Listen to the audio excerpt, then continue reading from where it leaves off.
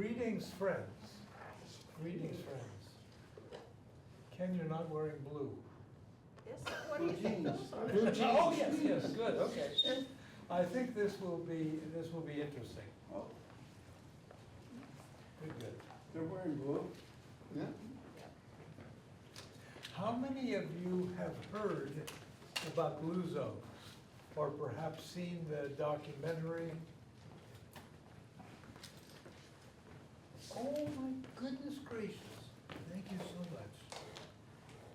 This is Eric. Let me just interrupt for just a moment here. This was one of the saddest stories that I have experienced in many years. This wonderful man, Eric Morse, had a daughter named Rosetta. Who's my wife, Dale. Oh, and Dale. Eric And I Dale. had her too, kind of. A beautiful daughter named Rosetta, or Zetty. Rosetta. who Zetty. was- She was called Zetty, who was killed in a terrible traffic accident with a trailer truck driven by a man who probably was driving all night and possibly fell asleep at the wheel. These people put together the most beautiful funeral service in the most beautiful spot imaginable. Just deeply, deeply moving. And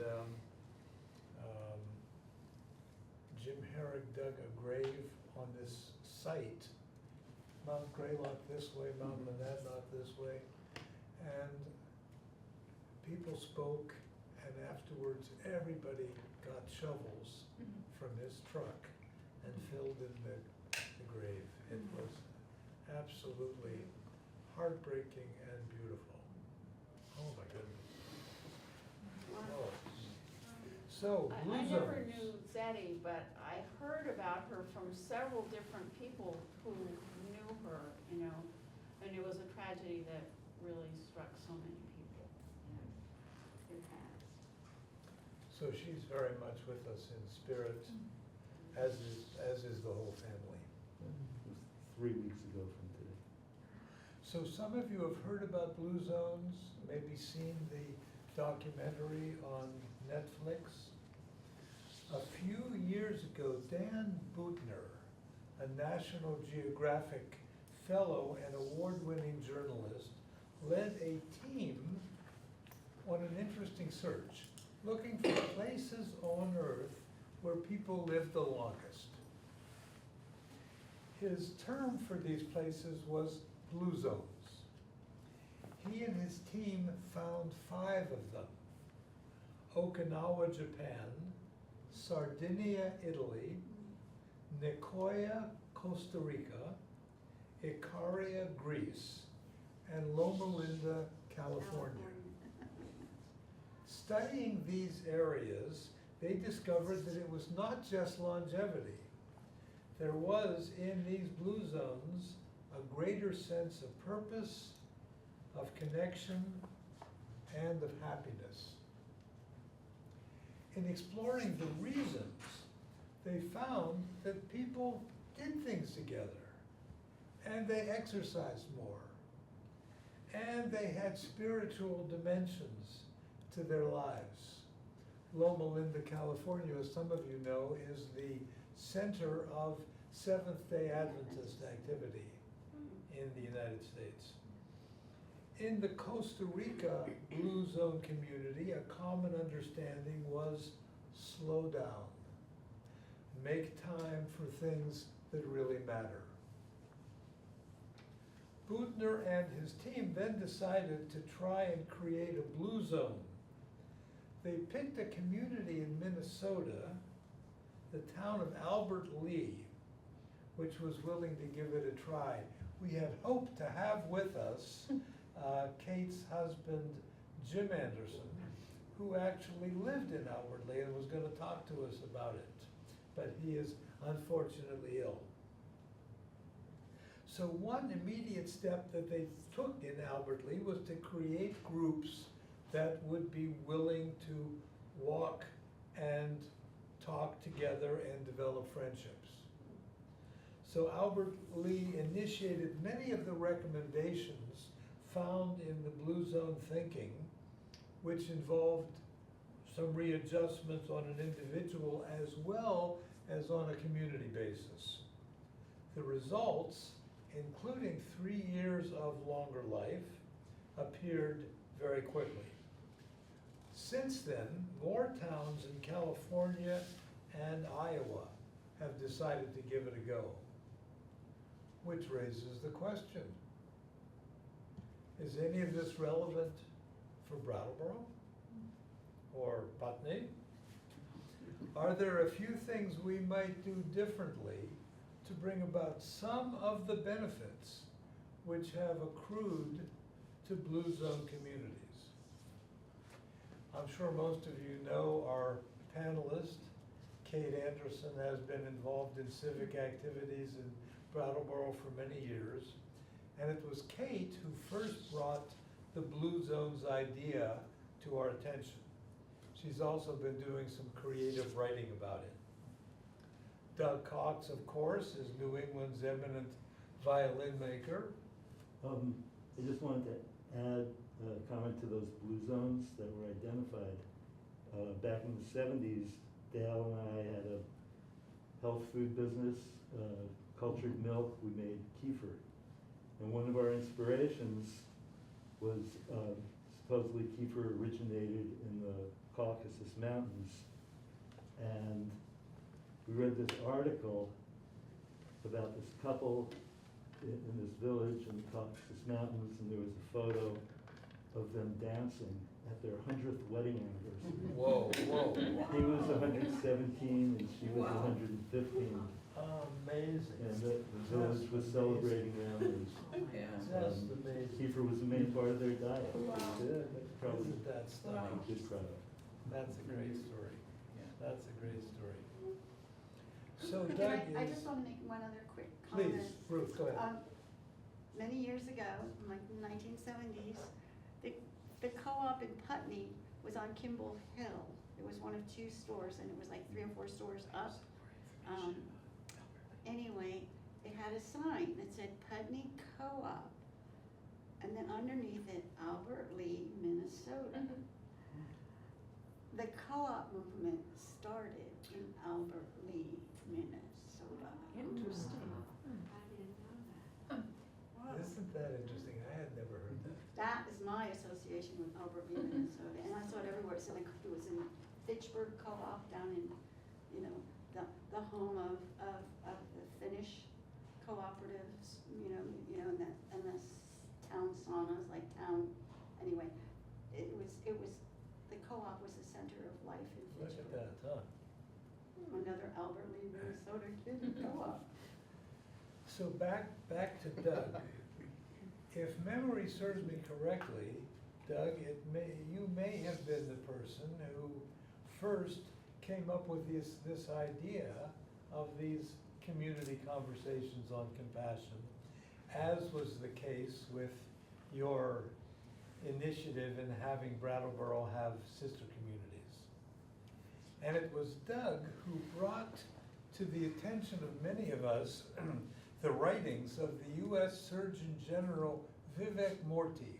How many of you know about Vivek Murthy? I bet you're going to hear something about him from Doug. The U.S. Surgeon General who cites loneliness as our country's #1 health problem. So let's hear from Kate and Doug and from all of you, and then we'll have an interesting time of it. So, Jim and I watched the Netflix documentary about blue zones, just happened on it. And my favorite color in the world is blue, so that honestly is why we looked at it. But became very interested very quickly. And then, so the information that Jim has presented, I will add to about Albert Lee.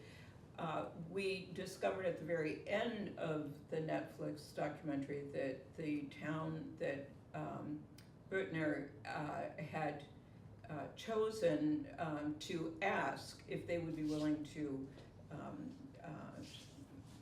become a Blue Zone project, if they were willing to do that, and they were. It's a town of about 18,000. What was interesting to us was Jim actually went to college in a very small little teacher's college called Albert Lee College in Albert Lee. It is now defunct. It only lasted maybe 10 years or so. But it was of course, as college can be, it was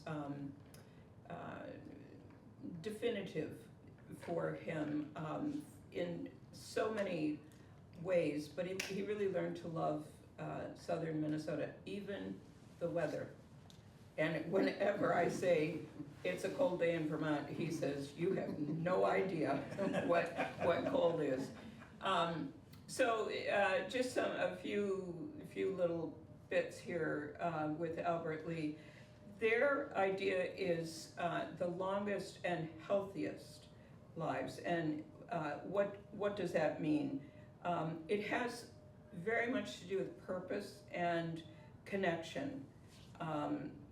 And the pieces that they incorporate into their Blue Zones project has to do with what Jim mentioned, walkability, bikeability, to improve those, that it's moving from car-friendly to people-friendly.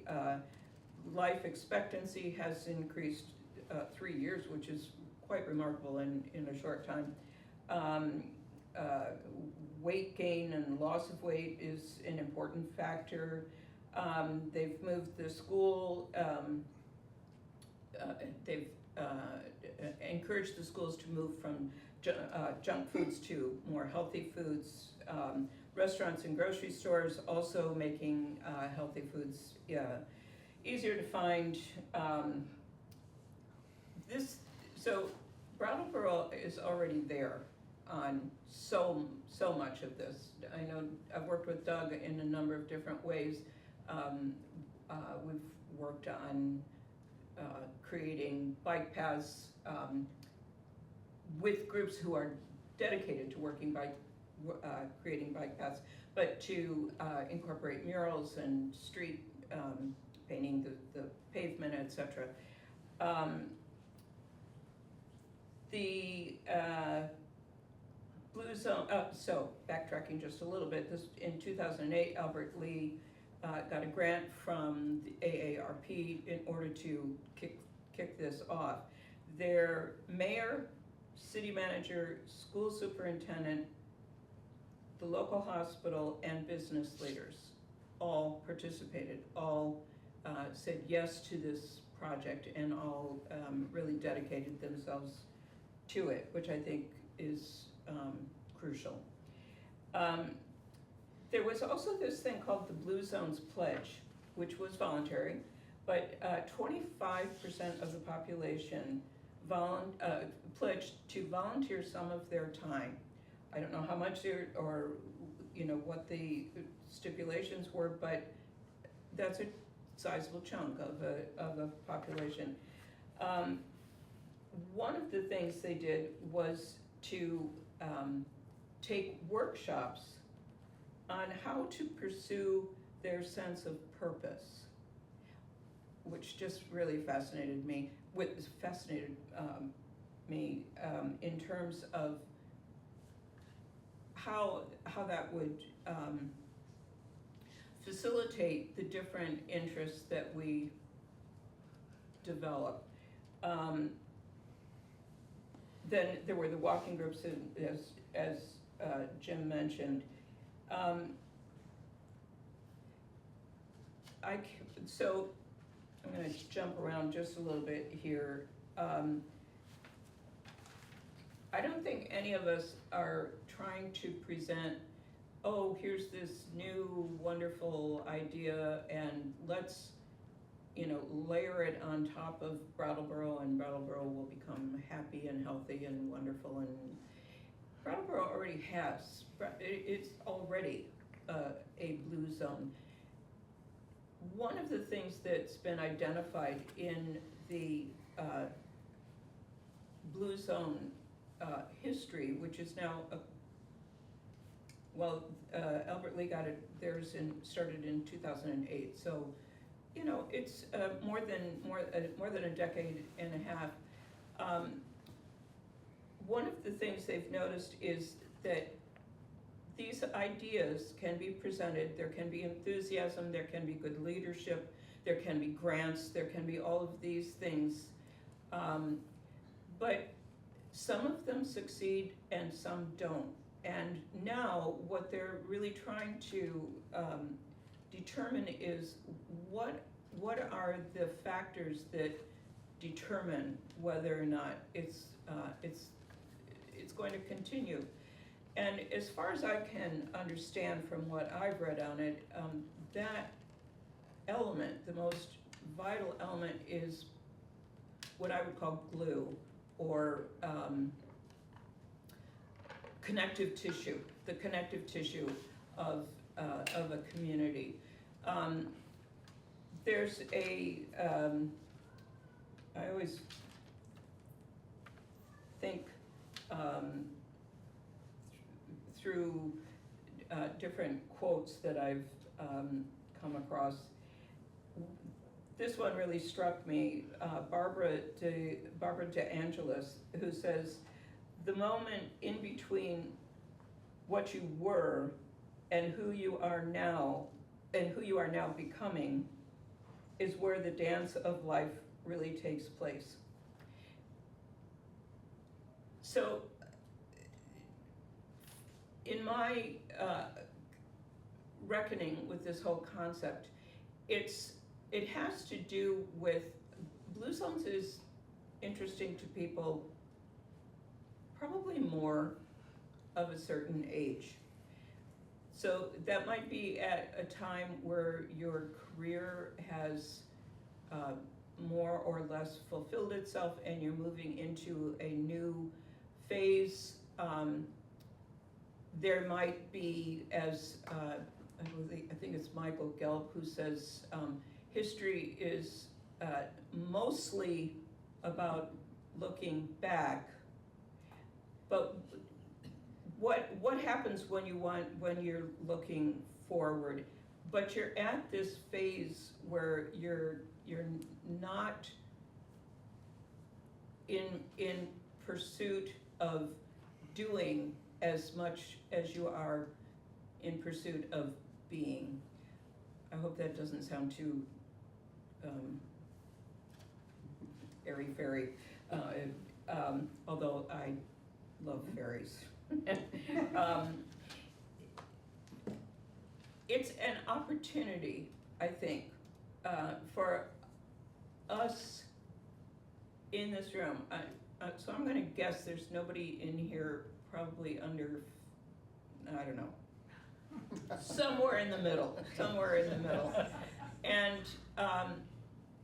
we've all had incredible experiences, very different from one another, but we've all gained a huge amount of experience and knowledge and some wisdom and perspective, and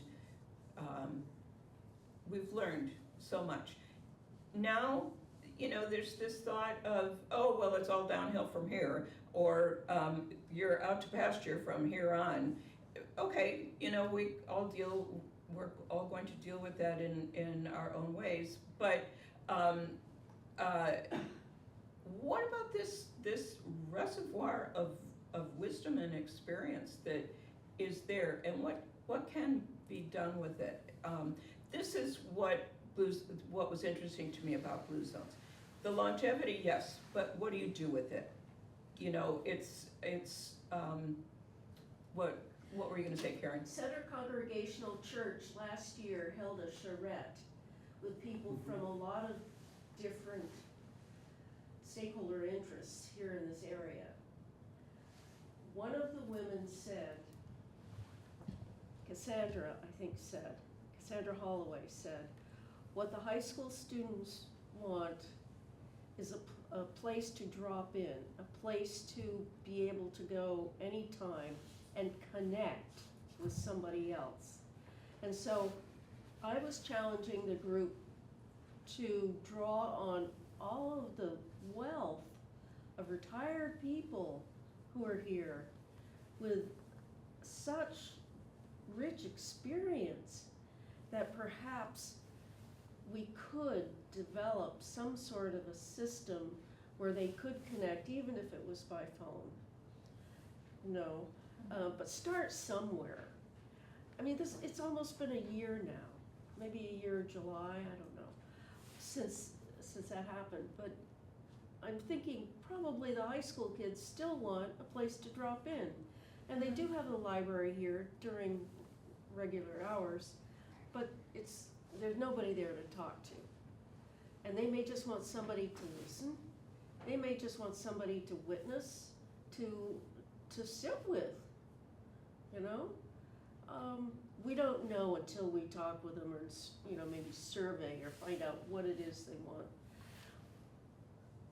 So that's the connective tissue Yeah, I'm talking the about. Yeah, opportunities are there Yeah. and the resources are here. yeah, yeah. And it might encourage people to stay here. You know, I'm class of '68 at BUHS, and there are quite a few of us who either stayed here or returned here. Teachers, Bill Holiday, for one, but others who came back here to teach because we had good teachers in schools, we loved it, and we had families that we wanted to return to. So there's a lot of connective tissue that's possible, that's pre-existing and that is possible to develop. Yeah, so this is exactly what I'm talking about. I think this conversation is the start point. It's, this is certain, we're not here to divulge all sorts of, information and answers, by no means. These questions have come up, what do we do with them? Yeah, I'll end with, Kate, if I can find it. your background is in art, correct? I'm sorry? Your background is in art, correct? Yeah, That's what I thought. Yeah. I know of your name. I just happened to be on a grant committee for the Vermont Community Foundation that had a grant that was called Arts and Social Cohesion. So Boy, that's the word that you're looking for. cohesion. It's Yeah, yeah. social cohesion. Yeah, And so it's a matter of like, how do we, and there's different ways to do it. It's like bridging, bonding, or building, Yeah. And so one thing we are looking for is if we're talking about an older generation, an aging generation, how do we bring that generation together with other generations? Yeah, yeah. So that's part of that glue that you're talking about. And I think you're right, it's a place, we need places to do that. There are not enough places in this community, Yeah, for people to come together, yeah. that's, I'd like to talk with you I'd love further to. about that. That's, that word cohesion is the word, yeah. I also want to say that I'm participating in a nonviolent communication practice group that started up this winter. We are finding ways to let go of barriers in order to talk about what our human needs are and what our feelings are. As a result, we're able to have more authentic experiences ourselves in being in touch with what's happening with us, and then relating compassionately to other people. So rather than being,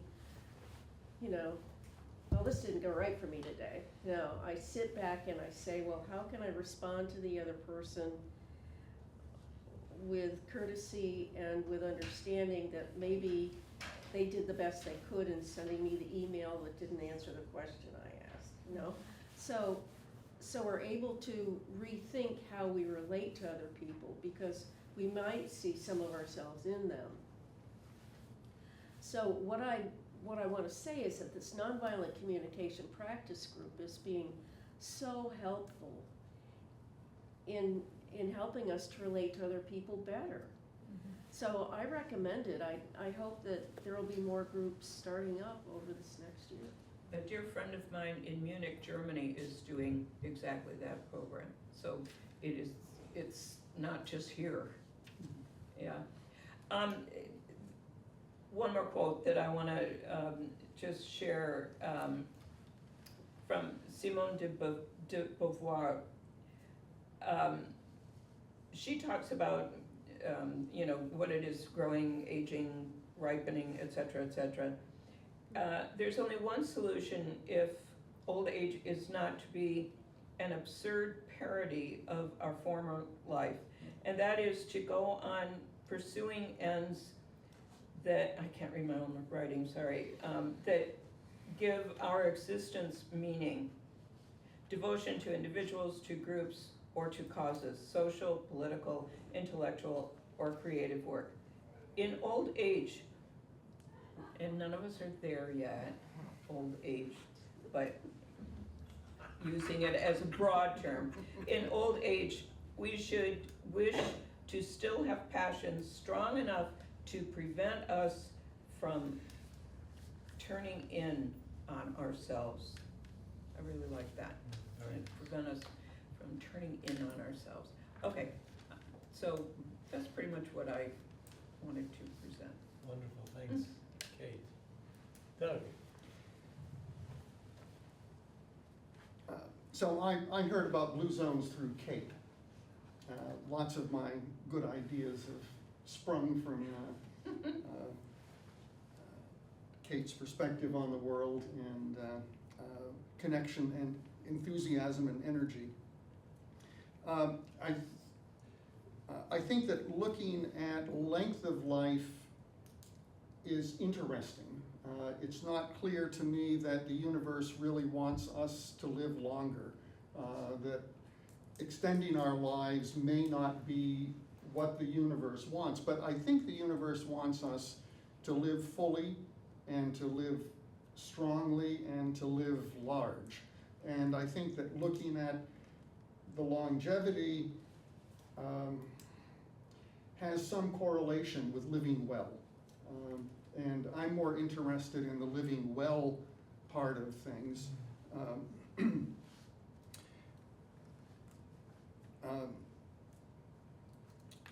The basics seem pretty clear and not that unexpected.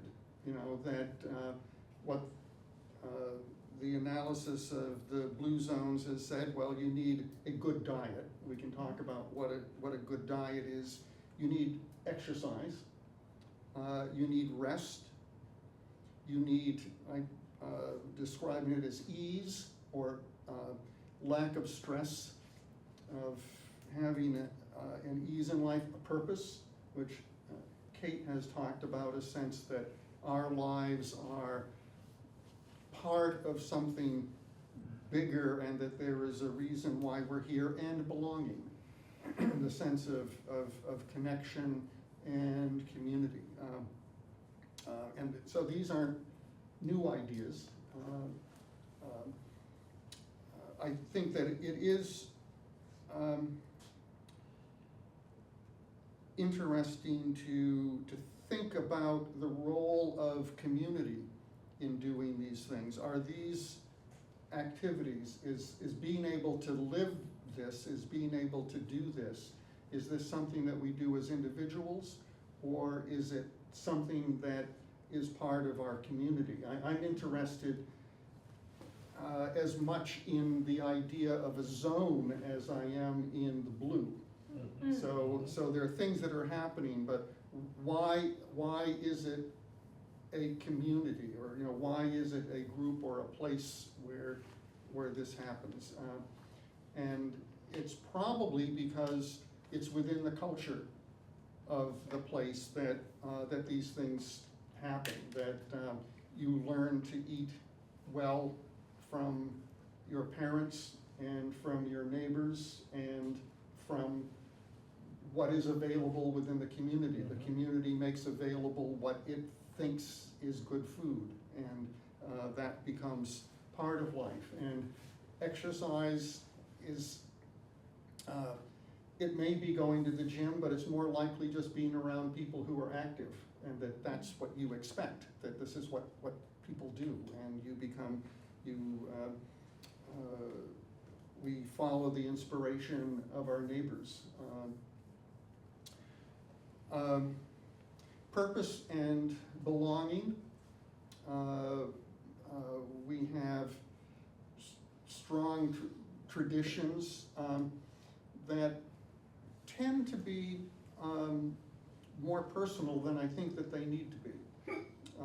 That we have our religious communities and our traditions there that give us a sense of where we are in the universe and what our role is, and what the purpose of life in general and what the purpose of an individual life is.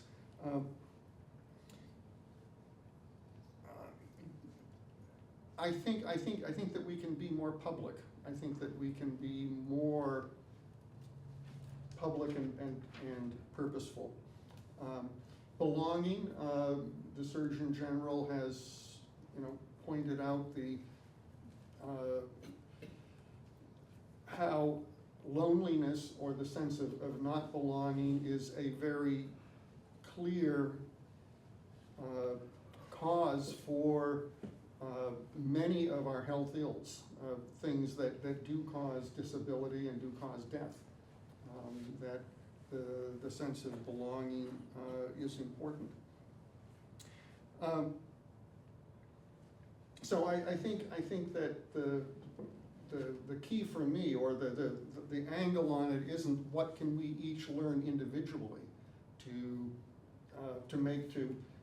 live in a more virtuous way, to live blue, in order to do these things, but how do we build a community? Because I know that I can't do it alone. I know that I will be more likely to do it if I feel that I'm in a community, or that I don't even have to, well, it's important to feel that I'm in a community, but it just has to be there in the air that we breathe, and the way that we communicate and move through our lives, and the ways that we touch each other.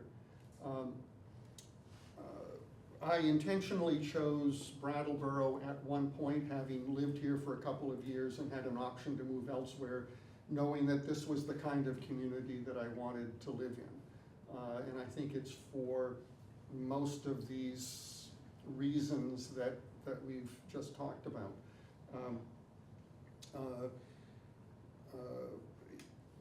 Personally, my life was very much redirected through the COVID experience, and just the separation, and I think that in many ways COVID should be a lesson to us. It should be a lesson that none of us can be healthy unless all of us are healthy. That there's that part of it, and maybe none of us can live to a wonderful old age unless all of us live to a wonderful old age, which brings us to the reason why this is a Compassionate Brattleboro topic, is because while the goals may be slightly different, the path is exactly the same, of caring for each other and building those places where we can connect, and where our best selves are brought out and our best selves are shared, where we can be both inspired and inspiring.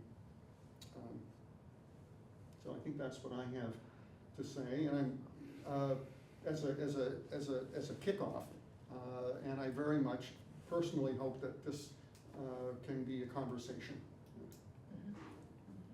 I'd like to say the gallery walk starts Friday night, and that's a wonderful time to see a segment of the community gather with visitors, multi-generational, people from different backgrounds.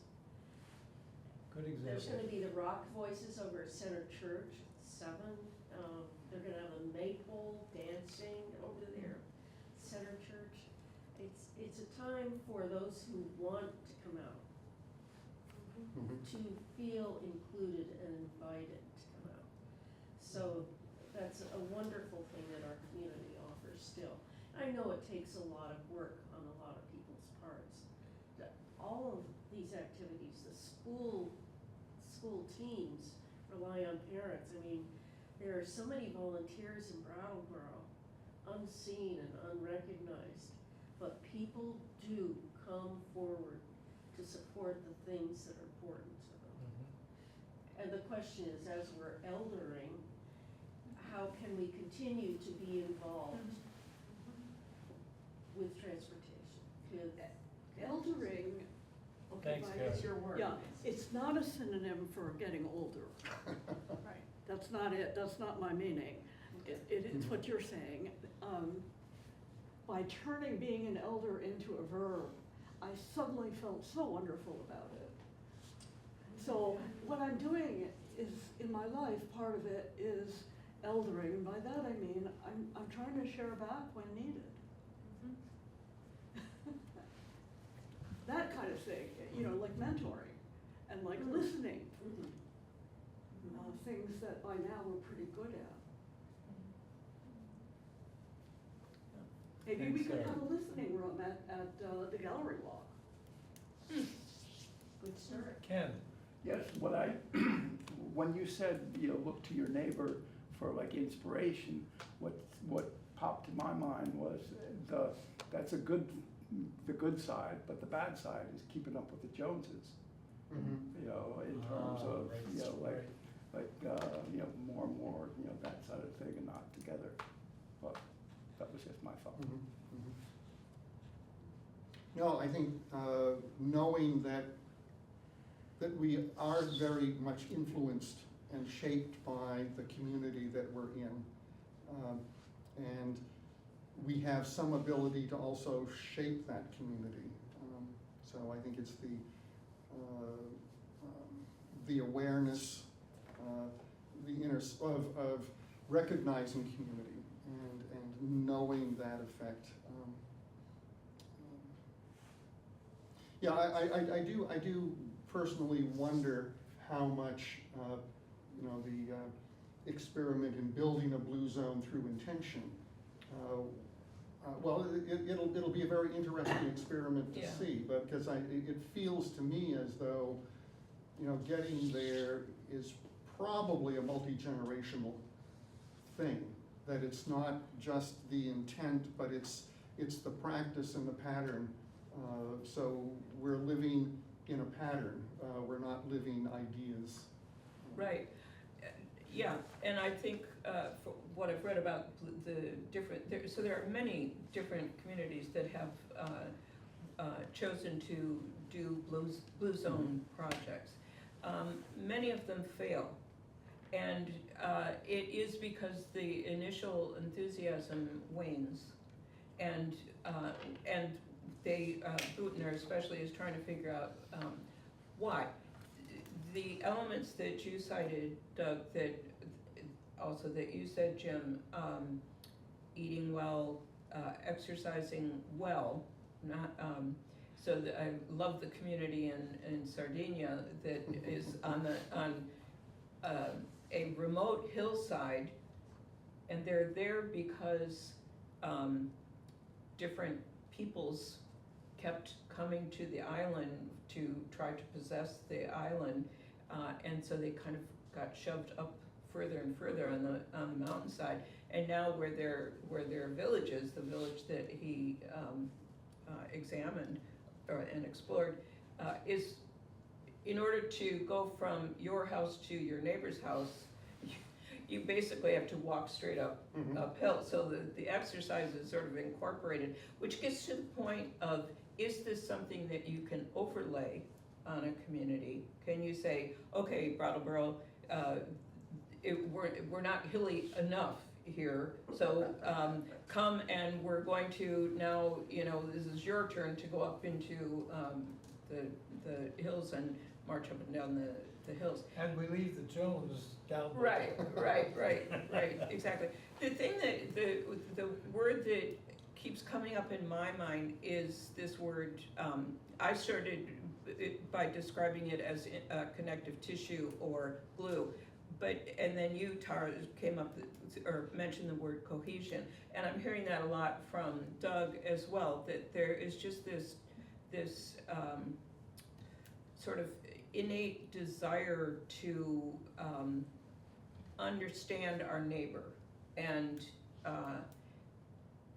communicate, which of course is, the element of the word community. Yeah, Karen. A lot of this seems like a luxury compared to, let's say, half of the community that doesn't really have time or the ability to let go of the stresses of Yeah. hand to mouth, of how to pay the rent, of how to find an apartment, of how to get the food that they need when Food Works is open. Or, there are so many needs that aren't being met. I think we need to strengthen the foundation in our community to make sure that that is solid, that there's a good, healthy process, so that everyone can have the chance to, kick back and say, oh God, it's Friday night. Let's go to Gallery Walk or something along that line. Otherwise, this is just talk of the elite. Right. Isn't this exactly what Doug was saying though, of that if one can live, you say it again, I don't wanna put words in your mouth. That it's great for one to have longevity, but it's not enough for one to have it. It's Available. How did you word it? I can never remember what So, what I've said, All right, but, that. Susan? So I just wanted to second what Carrie said, because on those long lists of eating well, sleeping well, exercising well, there wasn't anything about housing well, or. Yeah. And that definitely is part of our community, that we have a lot of disparity within the community.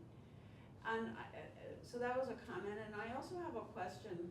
When you're talking about becoming a blue zone, is this a talk about incorporating blue zone type behaviors or attitudes? Or is it about something official? Is becoming a blue zone gonna make us on some list or I just don't know what the. I think in the case of Albert Lee, it was sort of official. Yeah. The town did make a decision. And AARP did give them a grant specifically to investigate what it is to be a blue zone. But my answer to your question is it's both and. It is if the community decided it wanted to do something official, that's one thing. But just the idea of incorporating these different thoughts, that's where I lean, but either can happen. Tara? yeah, and I don't know if I'll be linear with my thought, because a lot came up in between my initial thought and now where I'm going with it. But I hear you, in that basic needs aren't being met in this community right now. Exactly. So I think for me, how I'm seeing this, if this is the ultimate goal we want, healthy, long living communities that foster folks living healthy, long lives, okay, in a well-connected community, then it's getting to the values behind that. Right. And the value behind it, Doug, you brought up earlier, like in COVID, how did we help each other meet needs? There are mutual aid networks popping up in different communities. So people who had the wealth, who had the privilege or luxury, had places to be able to share it. Like we talked earlier about not having places. It was a container. Those mutual aid networks were containers. So how could people who are committed to this idea have a place where they can come together and maybe share resources, or maybe have a sense of purpose of sharing resources? It kind of is all multi-connected, if that makes sense. Yeah, exactly. So there has to be a place, Website. Oh, place, or Yeah, yeah. or a connective, something that formalizes it. Yeah, yeah. Yeah, And with so- regard, sorry, with regard to place, I think that one of the things that's so brilliant about Gallery Walk is that there's no gate to getting into Gallery Walk. We, on the Town Arts Committee, we talked with people about, who participates, who doesn't, and what touched me the most was people who participated by being able to listen to, especially musicians who were what we call busking, which was also a controversial thought, but people who were just playing their music on the street, rather than them actually having to go through a door to get into a building, no matter what the building. So it became very significant, the concept of no gates, no doorways to the place. That we have been trying to, not we, but they have been trying to come up with in order to essentially offset, again, the imbalance in carbon that we're putting into the atmosphere. My favorite is the sulfur aerosols that are supposedly should be distributed by airplanes. So you have airplanes all around the world. Why don't we attach sulfuric acid or other chemical other gases to all planes, and essentially spray in the atmosphere these gases because they reflect sunlight. Just like when you have a volcanic eruption, right? When you have a volcanic eruption, the sun hits those gases, and it doesn't penetrate into the atmosphere and hit us. So when you have a volcanic eruption, temperature goes down around the world. Well, at least within a certain range of the volcanic eruption, depending on where the eruption is. So a lot of engineers, some from Harvard, are arguing, why don't we do that artificially, constantly, so that we lower overall temperature globally with sulfuric acid and other similar chemicals that can reflect sunlight. And most of us have said, no, we don't want to do that. Most of us climate scientists, we don't want to do that because, it's artificial. There are all sorts of repercussions. And they say, well, we've never done it. How do you know if it doesn't work? And this is the objection they offer every time. We haven't done it. How do you know it doesn't work? Yes, we have done it. Volcanoes. And you know what happens? Acid rain. And so the sulfuric acid and other chemicals don't stay in the atmosphere. Eventually they rain down, right? And when they rain down, they'll rain down on crops and kill the crops. Or they'll rain down on the ocean and acidify the ocean even more than it is being acidified by just having CO2 seep into it, which is happening and killing coral reefs. So here's another graphic of the same thing. Maybe one of the least scary solutions is cloud seeding, or actually cloud brightening. So essentially creating more water vapor that makes clouds brighter, and therefore blocks the sun. So because when you walk under the cloud, you feel the sun. Yeah. I'm sorry, could you define what is albedo? I don't even know. Albedo is the whiteness of the planet. It comes from the Latin albus, which means white. And there we go. We've had our Latin for the night. So what is happening is that when the world warms, the white parts of the world are being reduced. All the glaciers, all the snow, and as that white part is reduced, we reflect less light into space. So that heat is absorbed. So it's a vicious cycle. Right, the glaciers are melting because of climate change. Therefore,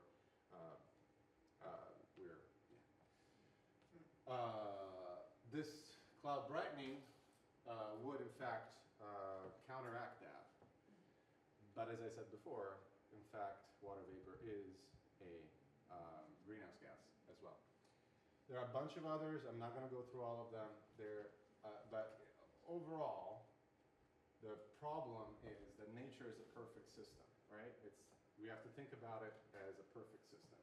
We all evolved in it. It was balanced. And we are disrupting that system with our activity. That's what's happening. That's basically what climate change is. It's instability caused by our activity. And geoengineering says, let's disrupt it even more, instead of actually bringing it back to balance. Right? So this is the two camps. These are the two camps. There are climate scientists, ecologists who want to bring it back to equilibrium, to a balance, and there are other people who are, no, that's ridiculous. We just have to continue consuming and just enable ourselves to consume more by just engineering the entire planet into our economy. It's essentially what they're arguing. The reason why they don't understand, this is why it's scary. The reason why they don't understand what's going on is that they think linearly, right? Cause and effect. I warm up, I brighten the clouds, or I reflect more sunlight with a sulfuric acid in the atmosphere, and the temperature will go down. Yes, but how many other things are going to happen that you don't know? That's the problem. They don't think that way, right? They have linear thinking. Whereas reality tends to be multi-causal. And each of those causes, in order to understand it, you have to be an expert of a different discipline. And most people aren't. Most people can't think that way. Now, I know maybe 5 or 6 people that just think always this way. Claire as well. But most other people think linearly, cause and effect. So these solutions that are being provided, particularly the geoengineering ones, tend to be these very linear, kind of myopic, kind of very partial solutions that just are not. We don't know what the others, what the domino effect is going to be by adopting them. And this is what I study, by the way, in my lab with my colleagues. We actually do. We actually do, in fact, what is called systems dynamics, the analysis of the whole system and all the causes. EVs. This got some heat on Facebook apparently because of my interview that was published in the comments. Just to clarify, I'm not saying all EVs are bad. You should not feel bad if you drive an EV. I'm just pointing out it's not going to solve crisis. Okay. Why? Because EVs are charged with electricity. So depending on where you drive your electric vehicle, you're getting your power from a different source, right? Here on the graph, you'll see the dominant type of power in each state and province in North America. So the only state that really has the majority of in Northeast is Vermont. Yay. So if you drive an EV in Vermont, you should feel good about yourself. Right? So like John Hamm says, whatever you're doing, it's okay. But everywhere else, even in Massachusetts, where I live, it's gas. So I'm just moving the problem from my car to the power plant. That's the issue. And this is a little bit hard to read, but a much more accurate map of what we were talking about. Look at Vermont. These are all renewables. Incredible. You guys are doing great. Which is why this talk is so perfect for this state. I can't give this talk anywhere else. I'm going to get tomatoes thrown at me if I go anywhere else. But in Vermont, it's great. Because it's like, yeah, you can drive your EV and feel good about it. So an electric vehicle, in order to be produced, because of the battery, requires a lot more carbon, right? A lot more just carbon output in order for the materials, particularly the battery. But you can drive down literally drive down that carbon footprint by driving your car for a certain number of miles, which depends on where you live. So in Vermont, it's a lot fewer miles that you've got to drive that car in order to offset the carbon vehicle. Normal cars require less carbon, but they continue to burn for their entire life because they're burning gasoline. So, does that make sense? Yeah, over there. Are you talking about all electric vehicles or hybrids? Just electric vehicles. Hybrids have regenerative braking, so they don't, the battery, it's a little, it depends on how you do the math, but generally I was really referring to pure electric vehicles. Hybrids, it's a mixed bag. Yeah. So, this comes up a lot, Yeah. right? I mean, my conservative relatives are like all over this. Yeah. They're saying like, why are you getting an electric car? Anyway, my point being, there's a lot of info out there, and what you're saying is maybe it's not that accurate, that burning gasoline produces X amount of CO2. Yeah. Plugging your car in that requires electricity is going to produce the electricity that is used to renew your battery is going to be less CO2 than you buying gasoline and going X amount of miles. If you go That really depends on where you charge it. Because each state has a different source for their power. So that's why I'm saying Vermont is great, because it's either electric and No, I get renewable. the renewable piece. Yeah. But you're saying is that there's really no, let's say, pick the worst state, whatever it might be. Mississippi. Okay, so in Mississippi, it doesn't make a hill of beans difference, is what you're saying? In fact, one could argue it's worse. Because to produce the car, you have to produce more I CO2. do get that, the production of the car itself. Yes, and by the way, if I just get to the next, and this is Vermont, hello, congratulations on your, look at what you did. I mean, this is incredible. Wait, go back. Well, There's no it's just how much energy comes from different sources. Yep. Could I just say that maybe you'll cover SEVs later in the 7 good things, solar electric vehicles? Seniors, but then the rec department also has many programs that happen there. Sports for youth, sports for adults. So I've seen that as a gathering place for the community as well, for those activities for all the generations. When you're talking about who's, like interested in a Blue Town type thing, what crossed my mind is the Strong Town from 2 years ago or something. Was that more marketing or outward, and this is more inward? Would that be a way of looking at it? Because Brattleboro was chosen the strongest town in America. Really?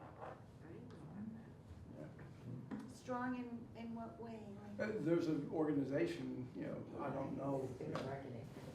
It's all marketing, okay. I seem to remember it having a lot to do with infrastructure, rather than social cohesion kind of thing. But, Yeah, I thought it was both, though, how accommodating the town is, and things like that. I guess it must have been outward if not too many people have heard about it. Yeah, I heard about it, and I think you're right. I think it was multi-directional as far as identifying what makes a strong town. I should mention also, we've been talking about unmet needs, that the remaining 2 compassion conversation sessions in the library later this month are both about homelessness and addressing homelessness.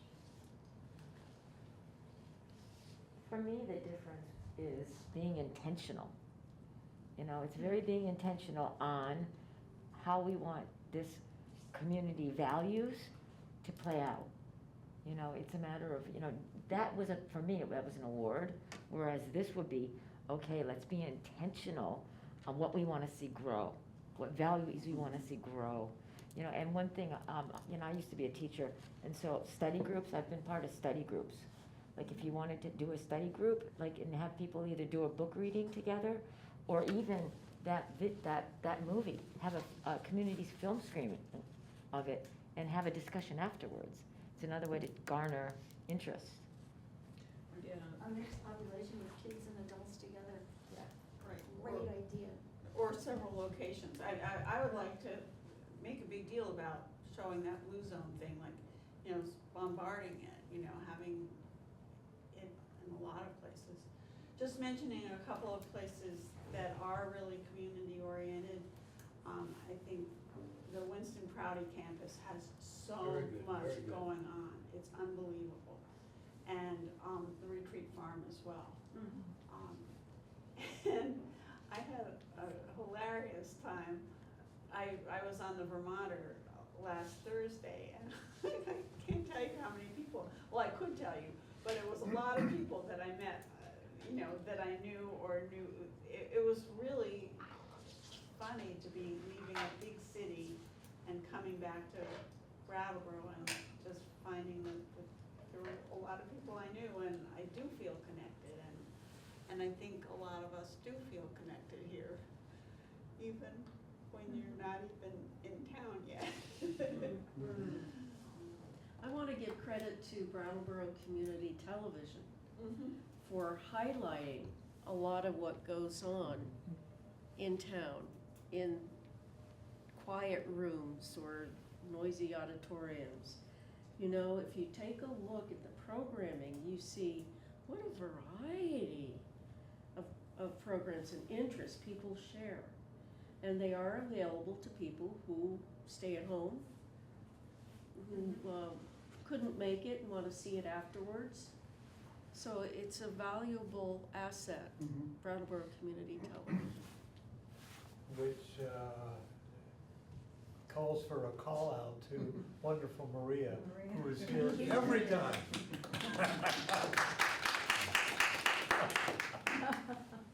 Thank you, Maria. Kate and Doug, some closing comments?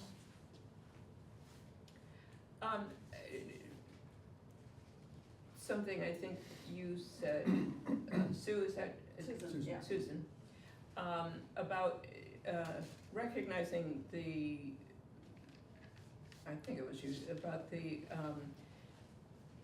that some of the blue zone thinking is really focused on the luxuries.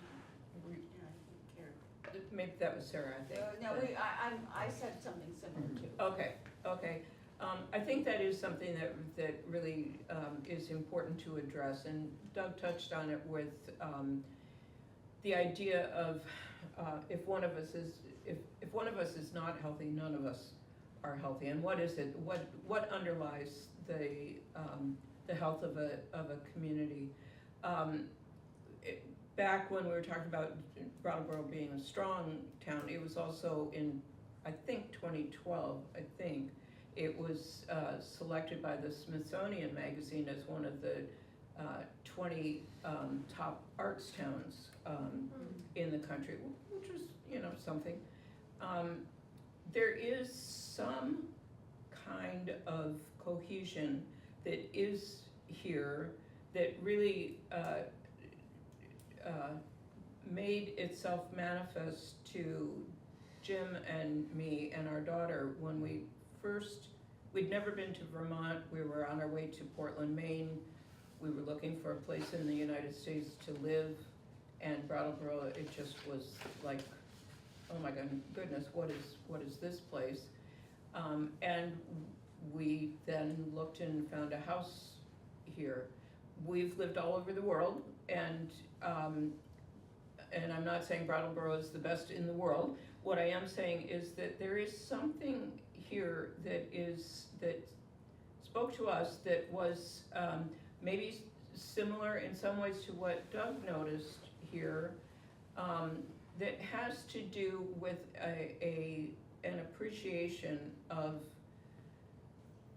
the values. Who was it here that talked about, peeling back and really understanding what the values are that are foundational to living long, but living well. And so those are my thoughts. It's, I'm not big on organizing, and I'm definitely not big on membership type stuff, but it seems to me that there needs to be some structure, some ongoing brainstorming structure that will identify some of the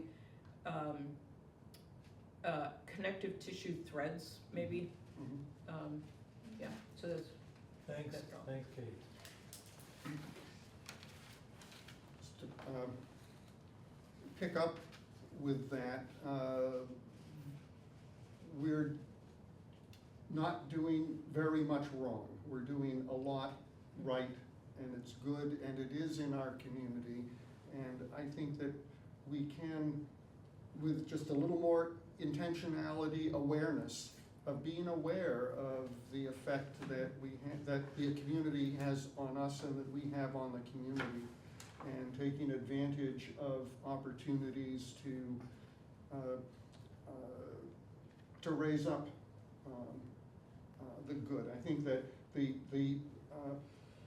the characteristics of the Blue Zone, I think, is a pretty good thumbnail sketch of what it means to live well and how a community can be well and can support the people who live in it. I think that perhaps there are ways to raise awareness, to help celebrate even more the things that we do in our lives and in our community. And I think the idea of some,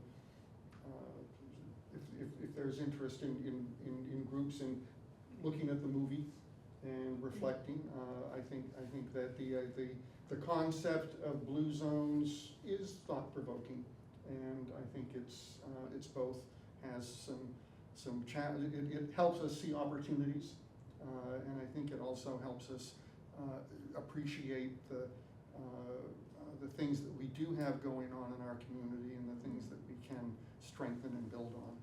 So if you're interested in that sort of thing, give your email address to Kate before you leave. Sarah, you had something?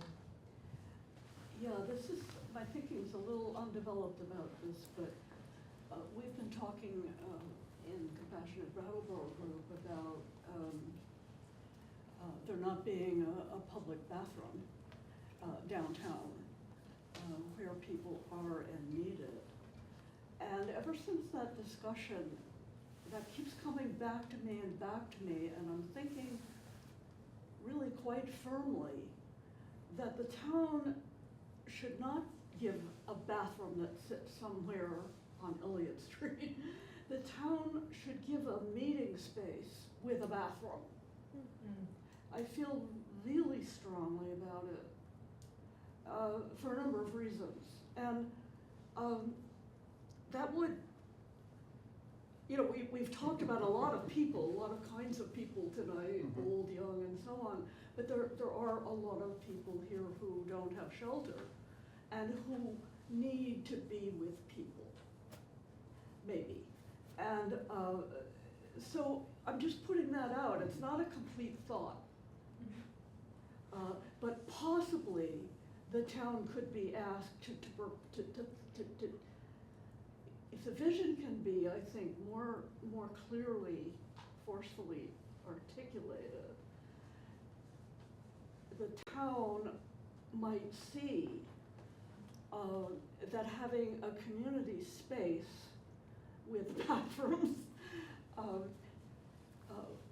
could be a way to anchor this desire on our part to be useful and to be involved and to be closer with each other. And it would take a load off the library if there were some alternative meeting places in the town. Well, I have something, a couple of things. One is, I remember when my children were young, I had to be aware of where there were bathrooms. I could take my child to, when they were toddlers or whatever. And Brown Roberts, there was a bathroom in the basement. You go down and use that bathroom. There's this one here, and there was one at Dunkin' Donuts on the corner down there at High Street and Main.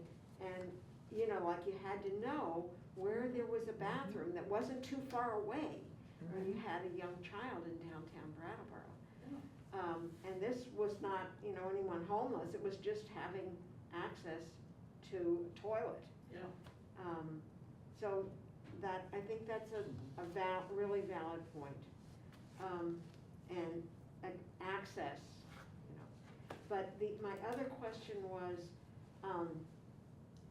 many years ago I read the original, you know, Blue Zones book, but I know there's a lot that's been written since then that I haven't read.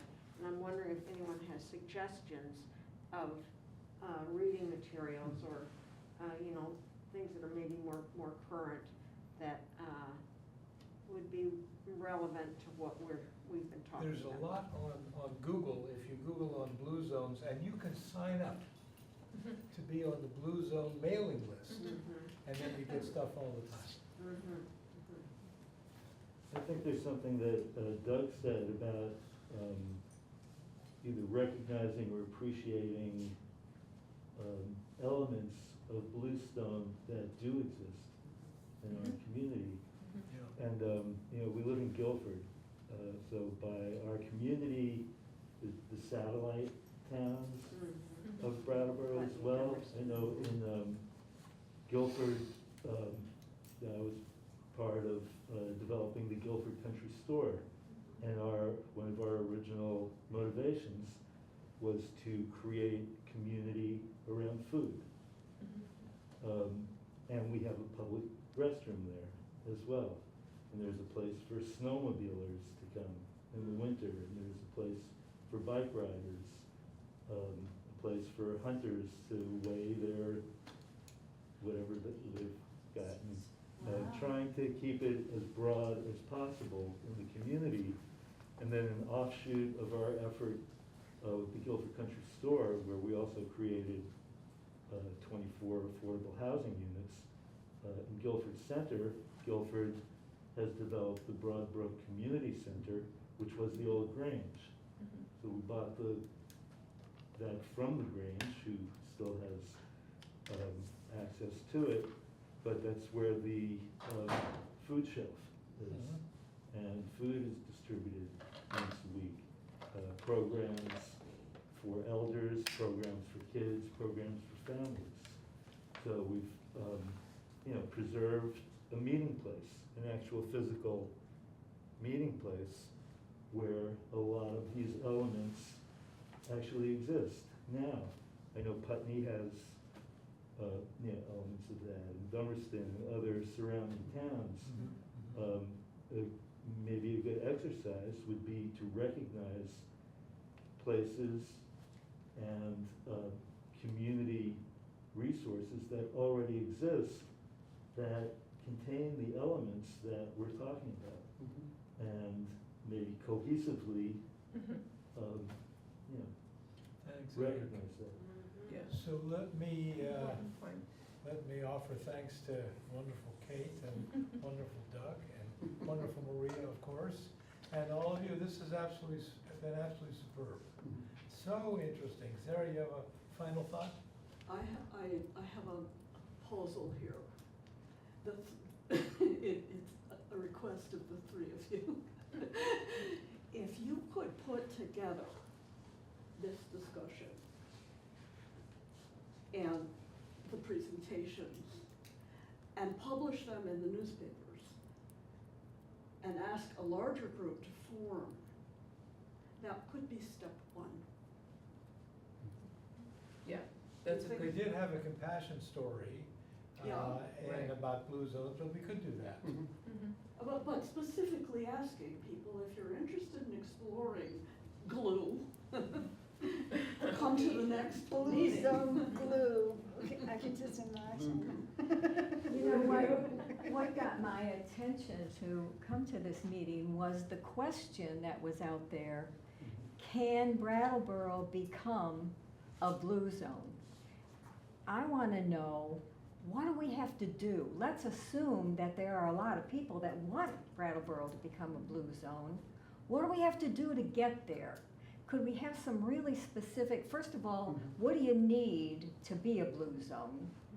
And what does Brattleboro need to do to get there? So that we can go on the list of towns that are blue zone. And there it is, the newest one, Brattleboro, Vermont. What do we have to do to get there? It's consciousness raising, which you Mhm. mentioned, you know, like what are I we did doing? present this to the select board at one point and got just about nothing back. But maybe as a result of some of the suggestions that have been put forth here, including your idea of another newspaper piece and getting some interested people together, maybe the next time we go to the select board, we get a little more responsiveness. Thanks again, everybody. Thank you. Thank you. I have one thing to add at the very end. It used to be before COVID, when you went to the co-op, if you brought your own bags, you got a Oh, bean yeah. for every bag that you brought, and, so you used 5 of your own bags, you got 5 beans.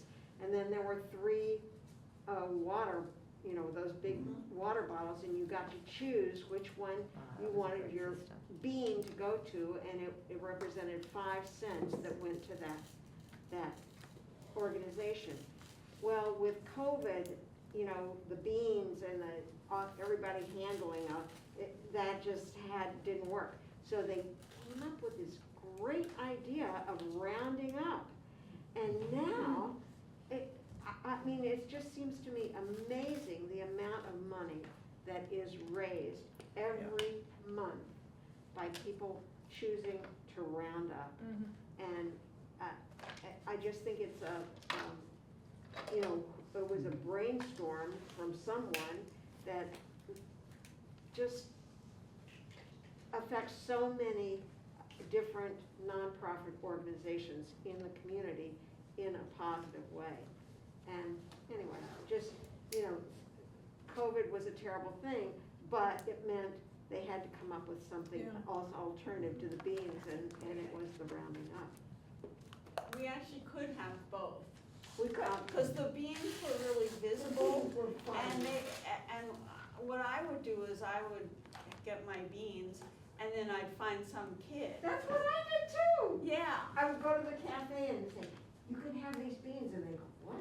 And then I'd take them over to the water thing. Right. You get to Nice. choose which one. This Nice. one goes to help animals, this one goes to help kids, this one goes to help, whatever. And, I think it grew in the community in a way that the Roundup doesn't necessarily, but I think they're both good. Yeah. Sue Graff. Sue Graff, yeah. She's a natural for this. Thanks, everyone, for Thank all you. your good thoughts.